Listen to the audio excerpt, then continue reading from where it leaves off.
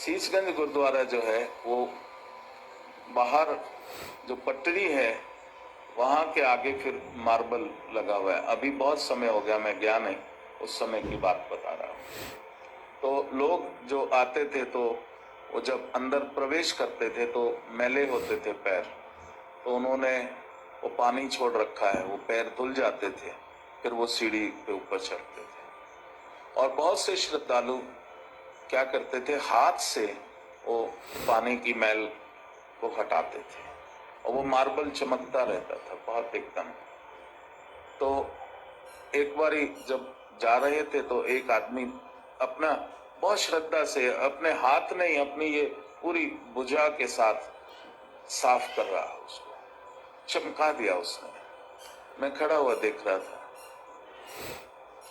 इतने में एक और सरदार जी आए और वो साफ फर्श को चमकाने लगे, फिर घिस घिस के चमका रहे। तो वहीं एक सज्जन और खड़े थे, बुद्धिमान थे, लॉजिक माइंड वाले थे। उन्होंने कहा, सरदार जी अभी तो वो साफ करके गया, इस साफ को तुम और क्या साफ कर लोगे। लेकिन वो जो सरदार जी बोले उसने मेरे जीवन को एक सीख दे दी बचपन में। उसने कहा, महाराज जो पहले साफ कर गया उसका कर्म उसके साथ, अब जो मैं सफाई कर रहा हूं मेरा कर्म मेरे साथ। इसलिए कोई बुराई करता है उसका कर्म उसके साथ, और उस बुराई के साथ अगर तुम चिपक जाते हो और उसकी बुराई का बखान करते हो तो तुम भी उसके साथी हो जाते हो, कहीं ना कहीं उसके साथी हो जाते हो, उसकी एनर्जी ट्रांसफर होगी। As a law of physics, the higher energy flows towards the lower energy, and obvious reasons you may be having lower negative energy, and the one you are criticizing must be having higher negative energy, and the law says from higher it flows towards lower. तो क्यों अपने पास आने देना।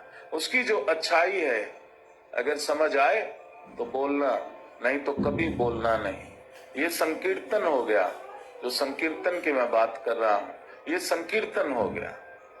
श्रवण, जहां कहीं आलोचना हो रही हो चेष्टा करना उसको सुनना नहीं, अपना ध्यान कहीं और लगा लेना, या उस मंडली से उठ करके चले जाना जहां लोगों की बुराई हो रही है। जहां अच्छाई हो, अपने घर के लोग अगर बुरा बोले तो उनसे कहो बाबा ने कहा है बुराई नहीं सिर्फ अच्छाई, और टॉपिक बदल देना।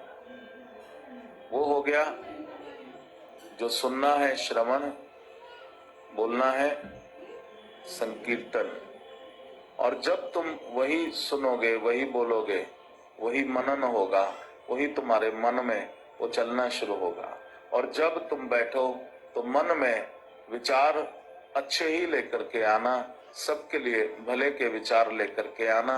हमारे ऋषियों ने बोला है, लोका समस्ता सुखिनो भवन्तु, सभी लोग सुखी हों। जब मैं ये विचार करता हूं सभी लोग सुखी हों तो उन सभी में मैं भी आ गया, लेकिन मैं इंस्ट्रूमेंट बना हूं तो इसलिए मुझे ज्यादा मिलेगा।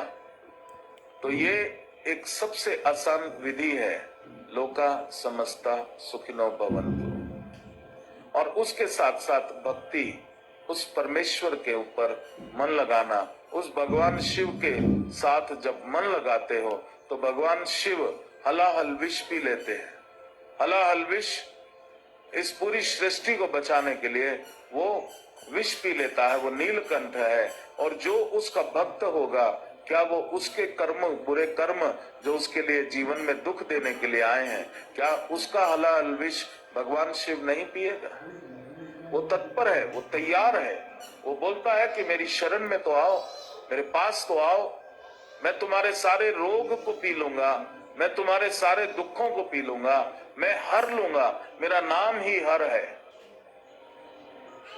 हर हर महादेव, देवादिदेव महादेव। लेकिन बात तो ये है कि हम वहां तक जाते ही नहीं, हम उस तक पहुंचते ही नहीं, हम उससे प्रार्थना करते ही नहीं।